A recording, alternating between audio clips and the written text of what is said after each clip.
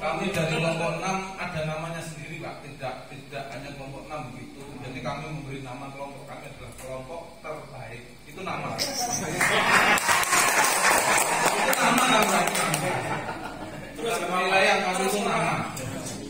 Yang diketuai oleh Pak Farid, sekretarisnya Bu Elmi. Terus aku harus bilang wow gitu. Bendaharanya Pak Rifai dan anggotanya Pak Yusuf dengan saya Pak Kle. Terima kasih, saya akan melanjutkan terkait dengan sebentar, yang terbaik ini kalau ada namanya Tole kayaknya kurang bagus ya. Tapi ini Pak kurang baik tadi. Itu kalau di Google cuma satu itu. Tole ini ya. Iya. Terima kasih. Kami akan membahas kelompok terbaik ini akan membahas deskripsi diferensiasi siswa pada pembelajaran. Yang pertama terkait minat siswa.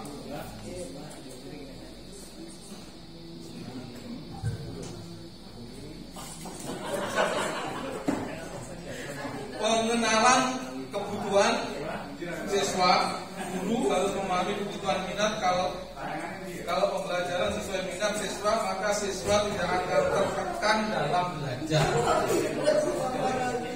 Intinya begini Bapak Ibu, bahwa setiap siswa berbeda, sama dengan keajaiban tadi. Kalau mereka dikasih pembelajaran sesuai dengan kebutuhannya atau sesuai dengan minatnya, mereka akan enjoy, tidak tertekan. Sama dengan kita yang ada di sini, misalnya, maaf ya, kita kadang merasa tertekan, misalnya dikasih kue yang sesuai dengan kesukaan kita, maka akan cepat habis. Kalau nggak sesuai dengan kesukaan kita, kadang kan masih ada sisa-sisa. Sama dengan begitu. Sama dengan kalau kita ini juga, menurut saya juga diferensiasi. Maaf. Ada yang gemuk, ada yang kurus, ada yang pendek, ada yang tinggi. Kalau bahasa kasar orang mengatakan yang orang gemuk itu identik dengan orang baik, katanya begitu. Ya, berbobot orang gemuk identik orang baik. Karena mau lari kan nggak mungkin lah dikejar, mau nyuri apa-apa lari nggak mungkin, delik ya nggak mungkin. Gampang konangan katanya begitu. Itu contoh guyonan aja. Jadi harus disesuaikan dengan apa yang ada pada diri kita. Kalau tidak bisa personal, maka akan sebuah kelompok yang mirip. Kalau misalnya kita identik kayak belajar privat akan personal. Tapi ini tidak bisa kalau personal, kasihan gurunya Pak. Minimal mirip lah. Jadi peminatan secara mirip dikelompokkan. Itu menurut minat siswa. Ya. Kemudian gaya belajar siswa, visual.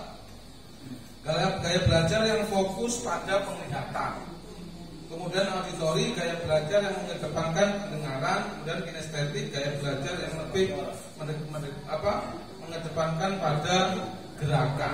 Jadi kalau anak kan ada yang senangnya jalan, sama dengan di forum kita juga yang senangnya jalan juga ada. Dengan kita ini sendiri juga ada keluar tanpa pamit.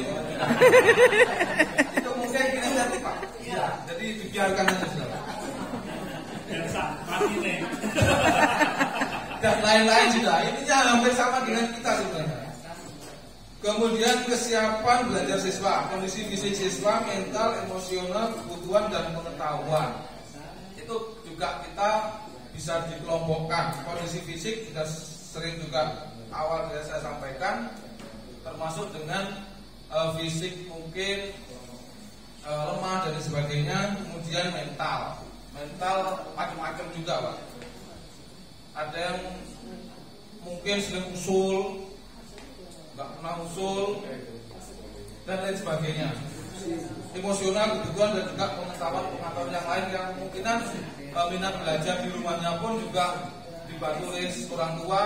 Bahkan ada yang tidak dibantu, ada yang orang tuanya mampu membantu, bahkan ada orang yang tidak mampu membantu. Sehingga begitu kumpul di sekolah, mereka secara pengetahuan dan lain-lain juga akan berbeda-beda. Intinya semacam itu Pak. Kesimpulannya ya satu kelas ini tetap harus berbeda-beda. terima kasih. Insya Allah tetap jadi kelompok terbaik. Waalaikumsalam. Alhamdulillah, kelompok terbaik. Oke, berikutnya kelompok yang sudah siap.